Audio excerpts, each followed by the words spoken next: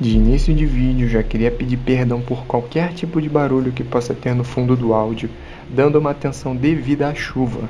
Mas eu decidi gravar mesmo assim, pois eu achei interessante ter o barulho de chuva no fundo. Opa, e aí? De boa? 1977, o ano em que OVNIs visitaram o Brasil. Luzes sendo avistadas e pessoas tendo seu sangue sugado por objetos voadores estranhos e luminosos. Coisas sobrenaturais acontecendo em uma cidade pequena de Pará, pessoas morrendo por efeitos dessa tal luz estranha e sintomas em todo o corpo das vítimas. Naves de até 100 metros sendo avistadas e até as forças militares sendo acionadas. Você acredita nisso? Isso foi real e é o que vamos ver no vídeo de hoje. Então já deixa o seu like, se inscreve no canal para fazer parte da família de descobridores do mundo e bora conhecer o mundo? Operação Prato, 1977. OVNIs e situações sobrenaturais. Em 5 de dezembro de 1977, o capitão da aeronáutica chamado Wirangue de Holanda Lima estava ansioso, devido ao fato dele ter uma reunião com o brigadeiro Protássio Lopes de Oliveira, comandante do 1º Aéreo Regional de Belém. Pela primeira vez desde que começaram a investigar a suposta aparição de discos voadores na região do Pará, o capitão Holanda teria o que relatar aos seus superiores. Nas ocasiões anteriores, sempre que alguém lhe perguntava se ele tinha visto algo estranho, limitava-se a dizer: vi luzes estranhas e nada mais. Daquela vez, porém, o capitão Holanda e o sargento João Flávio Costa tinham avistado poucos dias antes um troço enorme de cerca de 100 metros de comprimento sobrevoando o rio Guajará-Mirim. Distante 70 metros da embarcação onde estavam, o tal objeto, no formato de uma bola de futebol americano, grande e pontuda, como relatado, tinha sido fotografado e filmado pelos militares. Não havia mais dúvida, era um objeto voador não identificado, e no interior dele supostamente haveria uma criatura extraterrestre. Na hora da reunião, o brigadeiro Protássio não compartilhou do entusiasmo do capitão Holanda. Pelo contrário, depois de ouvir atentamente a história, mandou suspender a operação. Sua decisão até hoje intriga ufólogos. Em agosto de 1997, Gevard recebeu um telefonema do capitão Holanda querendo agendar uma entrevista. Na mesma hora, ele e o coeditor da revista Marco Antônio Petit viajaram até Cabo Frio, na região dos Lagos Fluminense. Em casa, o coronel reformado contou detalhes da operação. Voltou a relatar os seus muitos avistamentos. Admitiu que teve medo de ser abduzido e revelou que a investigação foi amplamente documentada. Só de fotografias havia mais de 500, isso sem falar das 16 horas de filmagens e de mais de 2.000 páginas de relatórios. 2 meses depois de conceder a bombástica entrevista, o coronel Holanda tirou a sua própria vida, enforcando-se no quarto de casa com a corda de roupão. Houve quem especulasse que ele teria sido assassinado por revelar informações sigilosas e colocar a segurança nacional em risco,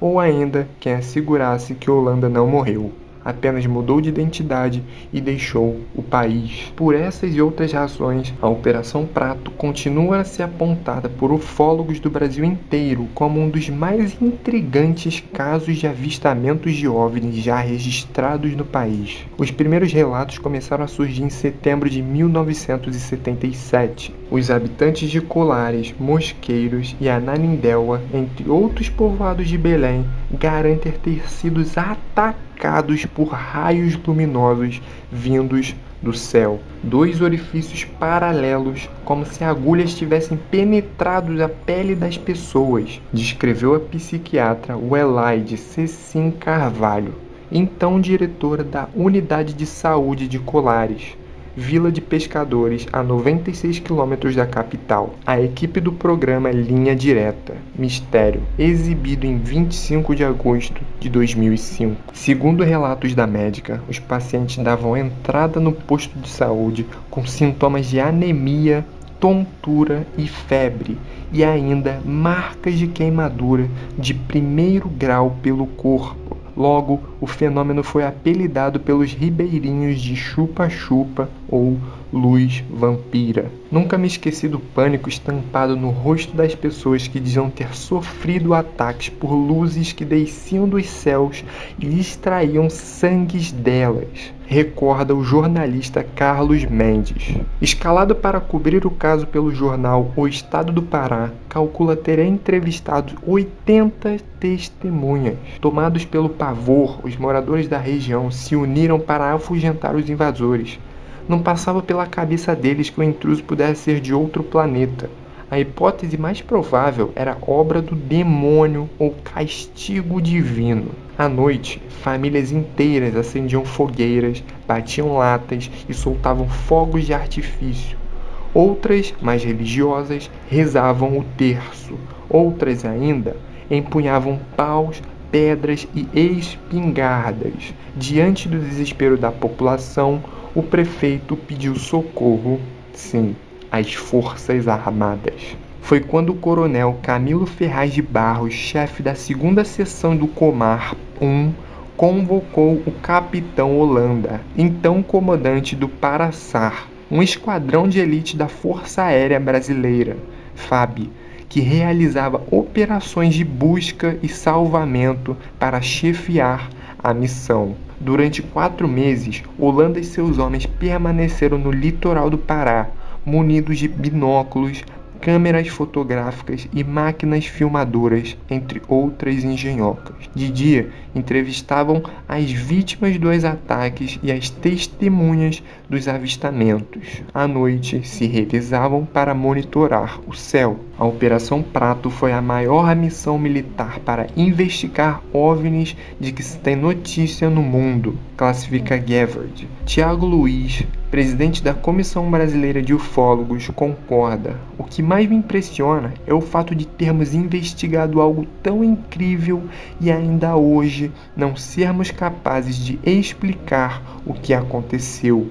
A equipe chefiada pelo capitão Holanda contava, entre outros, com o primeiro-tenente médico Pedro Ernesto Póvoa. No dia 26 de outubro de 1977, o psiquiatra foi a um vilarejo chamado Santo Antônio de Ubintuba, no município de Vigia. Ouvi relatos de avistamentos e ataques de luzes insólitas. Na hora de redigir seu relatório, o psiquiatra deu o veredito: histeria coletiva.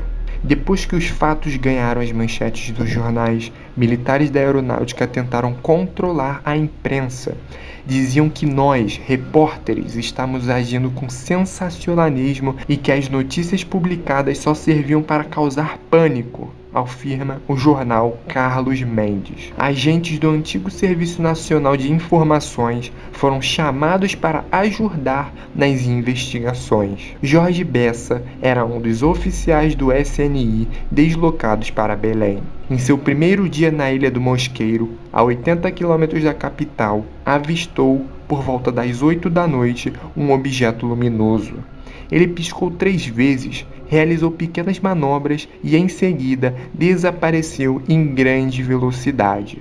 Não deixou dúvidas de que obedecia a um comando inteligente, relata Bessa, que narrou suas aventuras no livro Discos Voadores na Amazônia, lançado no ano passado.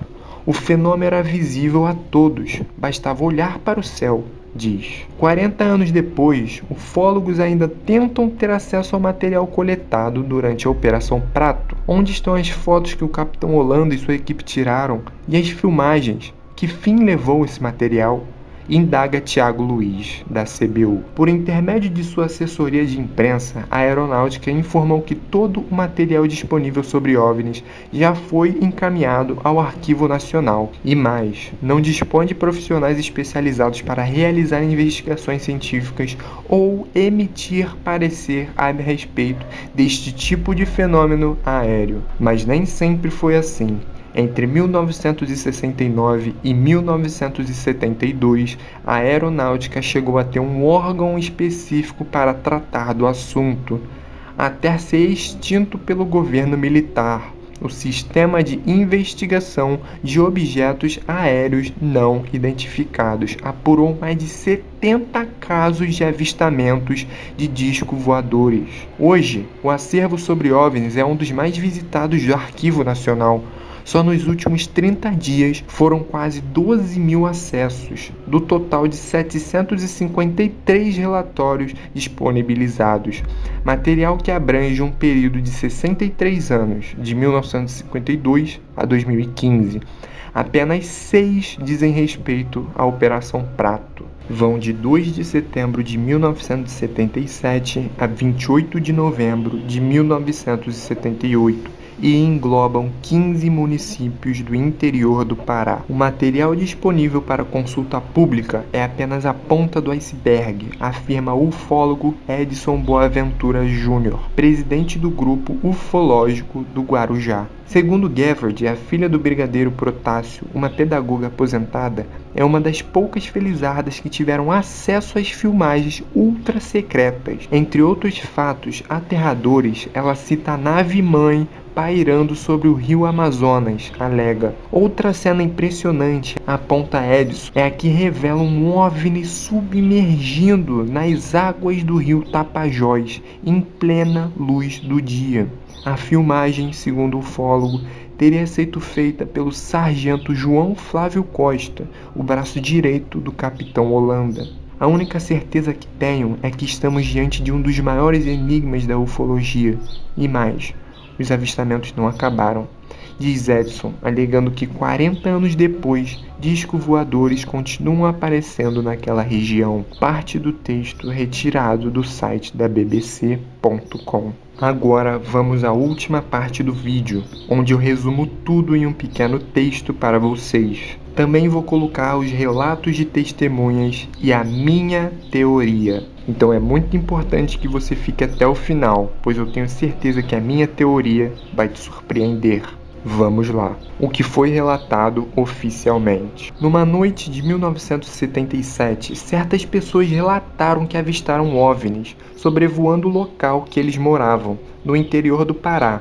Elas dizem que os objetos lançavam uma luz sobre a pessoa e sugavam o seu sangue. Assim ficou conhecido como chupa-chupa. Eles afirmavam que essa luz não era normal. Essa luz não se comportava como uma luz normal. A luz atravessava todo e qualquer coisa que estivesse em seu caminho até chegar na vítima. Isso inclui passar pela parede, pelo teto, até chegar na pessoa. A primeira pessoa a vir a óbito foi um homem em uma noite em seu barco. Ele não estava sozinho, ele tinha mais algumas pessoas com ele naquela noite, mas ele não foi o único a ser atingido. Cerca de 4 homens foram vítimas dessa luz, mas infelizmente, ou felizmente, ele foi o único a morrer. As marcas que ficavam na pessoa eram uns buracos vermelhos. Existia um padrão em que essas luzes acertavam a vítima. Nas mulheres, por exemplo, era sempre acima do peito esquerdo, e dos homens era na região da coxa.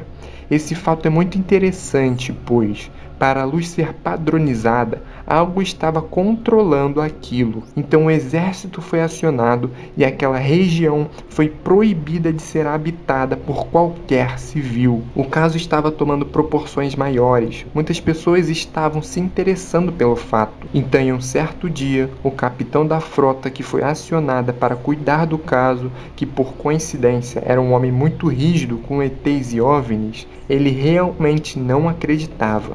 Até que em um certo dia, ele avistou com seus próprios olhos uma nave que, pelas suas palavras, tinha um tamanho de mais ou menos 100 metros de diâmetro. Uma nave desse tamanho realmente deve chamar a atenção. Ele ficou intrigado com o fato e, a partir daquele momento, ele começou a acreditar e defender que existiam seres de outros planetas. E melhor, naquele dia, ele não estava sozinho. Cerca de 60 pessoas estavam com ele e todas foram testemunhas desse fato muito mais que intrigante. E se você ainda não acredita nessa história, ele tirou mais de 500 fotos da chamada nave extraterrestre. E além disso, ele desenhou muitos e muitos desenhos dessa tal nave. Ele dizia ser uma nave grande, com luzes fluorescentes. Ele descrevia mais ou menos assim, uma luz fluorescente azul Em cima da nave, uma luz azul transparente no meio da nave, e a tal luz que atingia as pessoas era vermelha. Com esses relatos, dava para ver que era uma nave construída por pelo menos algo com muita inteligência. Mas essa história tem dois lados. Agora vamos aos relatos. Relatos de testemunhas. Como eu já citei, teve o fato do capitão, mas esse vamos pular, pois eu já expliquei. É agora que vem o maior plot twist da história. Pessoas relataram que um americano veio morar nas redondezas do local que o fato ocorreu. Eles falavam que o homem era muito simpático e amigável com todos, mas ele nunca deixava ninguém entrar ou sequer chegar perto de sua casa.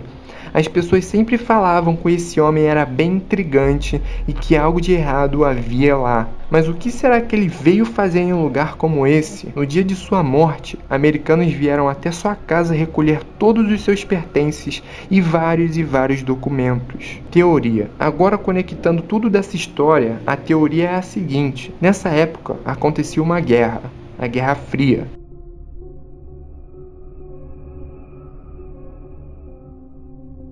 Nessa guerra, para quem não conhece, os Estados Unidos estava diretamente envolvido.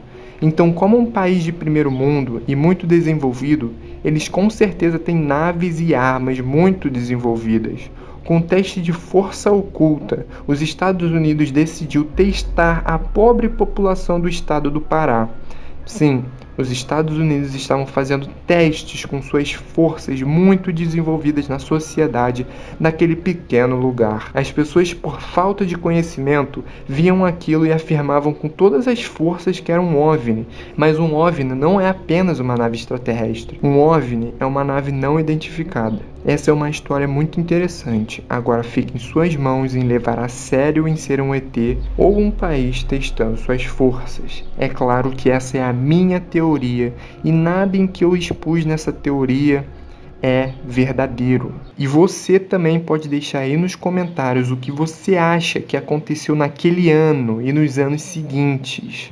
Aliás, até hoje em dia. Então esse foi o vídeo de hoje, espero de coração que vocês tenham gostado. Se gostou, deixe o seu like aqui embaixo, se inscreva no canal e ative o sininho para não perder nenhum vídeo novo aqui no canal. É isso, até o próximo vídeo e tchau!